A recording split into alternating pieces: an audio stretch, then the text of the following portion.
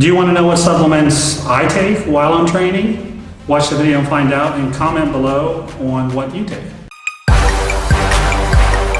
Hi everybody, John Meadows here with Granite Supplements. And this is a topic I've been talking about for years and years and years and years. This is intra workout nutrition. So what do you consume while you train? I'm going to talk about what I consume, but I want to give you my thoughts just in general, because people tend to assume that I think everybody training should be consuming an intra workout drink.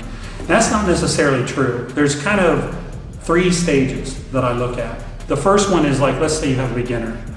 In my opinion, a beginner should be learning exercise form. They should be learning how to execute compound movements and isolation movements so they can really feel the muscle. They shouldn't be training so hard they're beating themselves into the ground. I have a rule called get the most out of the least. This is the way you take steps through your career. You get a little bit better, a little bit better, a little bit better. So a beginner doesn't need to come out of the gate training like a madman. Now, you're not training very intensely. So what do I recommend that these people consume while they train? This. Good old H2O, water. That's all you need if you're a beginner. First year or two of training, just drink water, stay hydrated. If you have a problem getting dehydrated, maybe add some electrolytes, but very, very basic, okay? Now let's say you progress and you're kind of hit that intermediate level. You're starting to introduce some high intensity stuff. Maybe you start to get sore every now and then. Then what do you do? And this is actually what I did back in early 2000. It actually worked well. So in that case, if you're an intermediate, it's going to be Gatorade. Gatorade's not paying me for this, unfortunately. And essential amino acids. So what you have here is you have a carbohydrate source and you have essential amino acids. This is very cost effective. This doesn't cost you an arm and a leg. Now, you're probably wondering, why this Gatorade? I'll tell you why. Because it's going to, the sugars in this are going to promote insulin release. Okay, your blood sugar is going to go up and your pancreas is going to make your body produce insulin. Now, here's why insulin is important. Your cortisol levels will start to rise as you train harder, and insulin actually helps manage that. Okay, now cortisol and muscle damage, muscle protein breakdown are kind of related.